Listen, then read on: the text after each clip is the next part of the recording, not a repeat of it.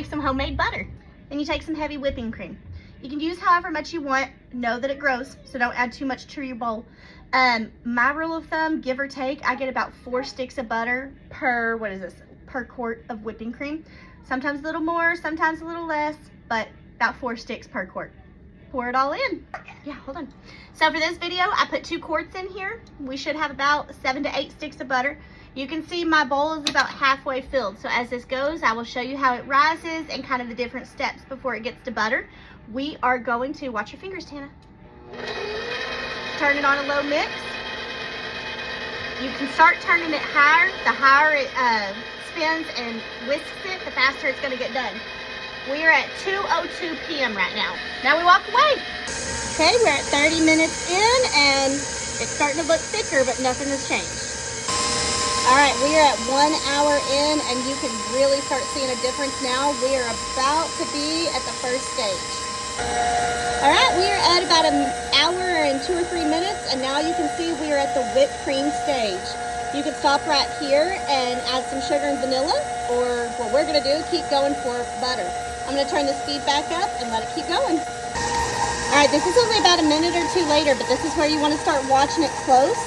You will start to hear sloshing around as the milk and the butter start to separate. So just let it keep going, but watch close because it will make a mess.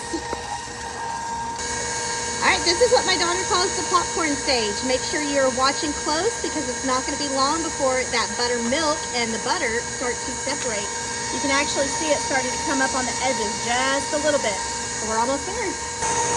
All right, I think we're going to call this done. You can see all the buttermilk sloshing. It is about to make a big mess. So this is what it should look like for now. All right, so overall that took, it is 3:14 now, so like an hour and 10 minutes. I have my bowl with the butter and the milk, and we are going to get a big old bowl and put your strainer in, and we're gonna get a lot of the buttermilk out. I'm just gonna pour it. See, all that is gonna be good old buttermilk, which I actually need for dinner tonight, so it works out perfect. All right, set that to the side. You're gonna get another large bowl and you're gonna fill this with ice cold water. You can put some ice cubes in there as well, whatever is gonna make it coldest, because that cold water is gonna help separate a lot of the milk out of this butter. So once you've drained the bulk of the milk off, you're gonna get messy and you're just gonna grab it and squeeze as much out as you can. You have to get as much out as possible or that will make your butter go bad. It's messy, it's a messy process. So once you squeeze out as much as you can, then you're gonna set it in the ice cold water, and that's gonna help even more separate out. So do this for all. Okay, so we will just set this aside and let it literally chill for a little bit. You can see the water is already cloudy because even more milk has come out. You can't do this too many times. I will probably repeat that process 2 or 3 times of taking the butter out, getting new water, and squeezing and putting it back in there because you want this milk, you want this water to stay clear to show that less milk is left in your butter. Super important, do not skimp and just throw this buttermilk away because you can use it for a variety of things. I'm making chicken fry tonight, so this will help it be extra crispy. So I'm gonna funnel it into some mason jars and throw it into the fridge. I am not gonna let you watch that because I am going to make a mess. What do you know, I didn't make a mess. So I have done 2 ice baths now. I did the first one, squeezed it again, and then put them in fresh cold water. The water is pretty good and clear, so I think we're good to continue on. I have butter paddles. They have little grooves in them, so when you squish it together, the last bit of any milk remaining can come out.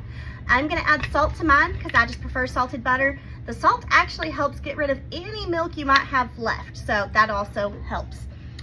Once you salt it, you can just keep it in balls. You can store it however you want.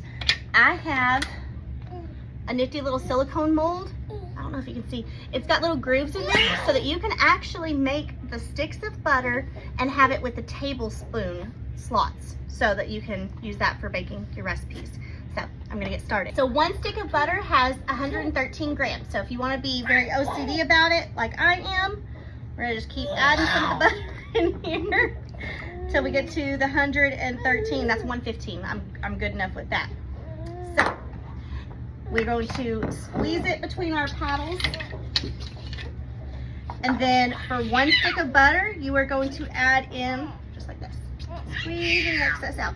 You will add in anywhere from 1/3 a teaspoon to a quarter to a third, I guess I should say, of salt, depending on how much you like.